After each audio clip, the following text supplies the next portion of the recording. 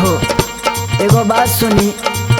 जौन रंगवा जोत बो के गई रहनी हो उपनक गइल बा पाक गइल बा। एगो काम करी रंगवा अब गाड़ी धली अकेले हमरा से कटनी पिटनी ना हो पाई। बात सुनी। चैत के घाम बड़ा लागता भितरिया,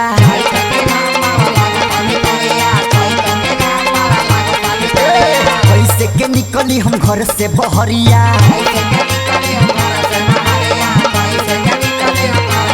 सुनी चैत के घाम बड़ा लागता भितरिया, कैसे के निकली हम घर से बहरिया।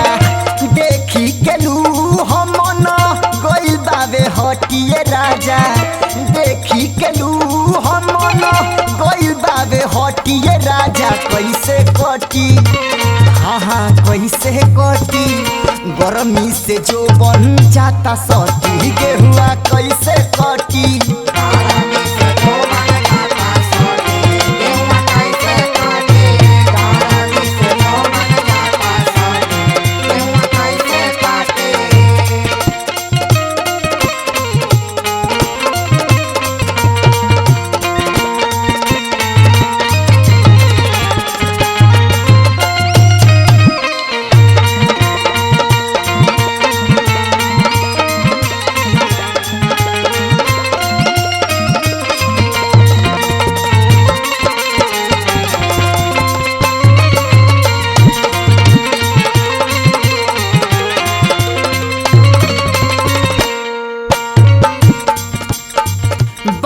परदेश तू का जनब दरद के कैसे पटाई फसल महीना मरद के। कैसे कटाई फसल महीना मरद के, कैसे कटाई फसल महीना मरद।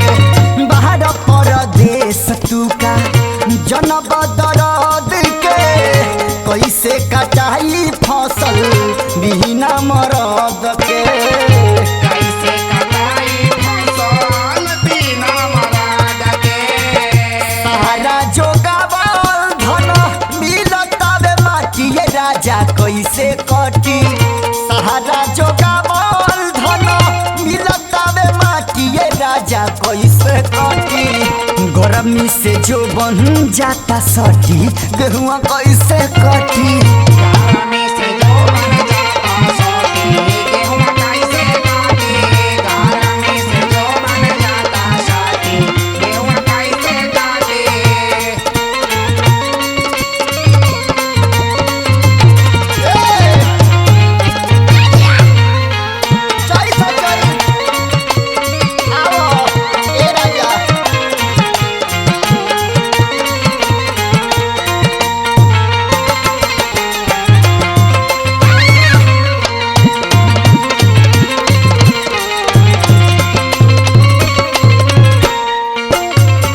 धासु धीरेन्द्र पिया बुझिला चारी के आ जाई घरे रउआ थकेरे लगाड़ी के।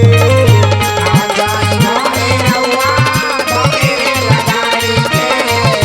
आ जाई घरे रउआ थकेरे लगाड़ी के। धासु धीरेन्द्र पिया बुझिला चारी के आ जाई घरे रउआ धकेरे लगाड़ी के। आ जाई घरे रउआ धकेरे लगाड़ी के। रउआ तनिको फिकिर ना बा। और बिंद देवरा भइल रामू ई देवरा भइल बहादेव तपातिए राजा कैसे कटी। और बिंद देवरा भइल बहादेव तपातिए राजा कैसे कटी। गर्मी से जो बन जाता सटी गेहुआ कैसे कटी। गर्मी से जो बन जाता सटी गेहुआ कैसे कटी। गर्मी से जो बन जाता सटी गेहुआ कैसे कटी। चैत के घाम बड़ा लागता भितरिया, कैसे के निकली हम घर से बहरिया।